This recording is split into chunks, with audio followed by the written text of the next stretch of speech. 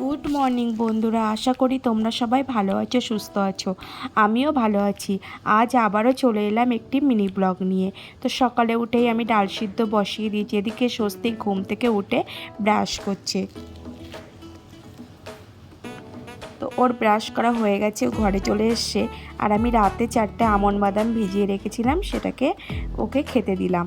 আর এদিকে ওরা speedy dress স্কুলে আমি ড্রেসটা রেডি করে রেখেছি। আর এটা ওর খেতে খুব কষ্ট হচ্ছে, মানে ভীষণ কষ্ট। ফাস্টফুড খেতে কোনো কষ্ট নেই। আর আমার ডালটা হয়ে গেছে, এবার আমি পটলগুলোকে একে একে ভেজে নেব।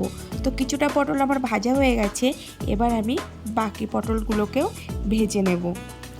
তো সব পটলগুলো আমার ভাজা হয়ে গেছে। এবার ওই তেলের মধ্যেই আমি শুকনো লঙ্কা ফোড়ন দিয়ে ভেন্ডি আর আলুগুলোকে দিয়ে দিলাম। 2টো কাঁচা লঙ্কাও চিড়ে দিলাম। তো আমি ভেন্ডি আলুগুলোকে ভালো করে ভাজা করে নেব। আর এদিকে একটু আমার জন্য চা করে নিলাম। তো আমার ভাজাটা হয়ে গেছে, আমি নামিয়ে নেব। আর এদিকে ভেন্ডি, পটল ভাজা আর ডাল শ্বশুরমশাই শাশুড়িমার জন্য তুলে নিলাম। এটা আমাদের জন্য রেখে দিয়েছি।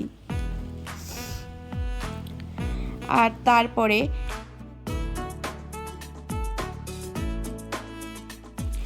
এবার আমি গ্যাসটা মুছে নেব, বাসনগুলোকেও মেজে নেব। আমি কিন্তু বাসন মাজা, উপরের ঘরগুলো মোছা সব নিজেই করি। তো গ্যাসটা আমার মোছা হয়ে গেছে, আমি বাসনগুলোকে মেজে উপর দিয়ে দিয়েছি। তারপরে আমি ঘরগুলোকে মুছে নিলাম। আর উপরে আমাদের বেশ অনেকটাই জায়গা, একদিন তোমাদের দেখাবো আমাদের ঘরগুলো।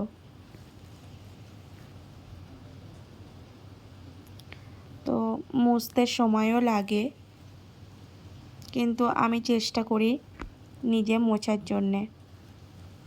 এবার যখন পারবো না তখন কাজের লোক রাখতে হবে, কিছু করার নেই। আর এটা হচ্ছে আমাদের উপরে ওঠার সিঁড়িটাও মুছে নিলাম। তারপরে স্নান করে পুজো দিয়ে নিলাম।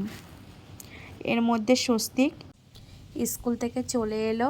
আর দেখো বন্ধুরা, আমি ভিডিও করছি ওই জন্যে মুখটাকে ঢাকার জন্য ছাতাটা খুলে দিল। তো এরমই করে, ভিডিও করতে গেলে একটু লজ্জাই পায়।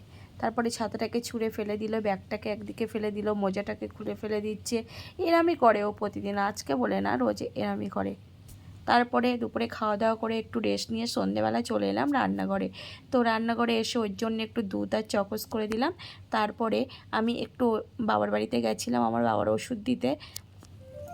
তো আমাদের ওই বাড়িতে তাল গাছ আছে, আমার মা তাল ছেঁকে গুছিয়ে দিয়েছিল, আমি শুধু এসে বড়াটা করলাম। তো তার জন্যে ময়দা, চিনি, কালো জিরে, লবণ দিয়ে তালটাকে ভালো করে মেখে নিলাম। এবার কড়াই বসিয়ে দিলাম। তো কড়াইটা গরম হয়ে গেলে এবার আমি তেল দিয়ে দিলাম। তো তেলটা গরম হয়ে গেলে এবার একে একে বড়াগুলোকে ভেজে নেব।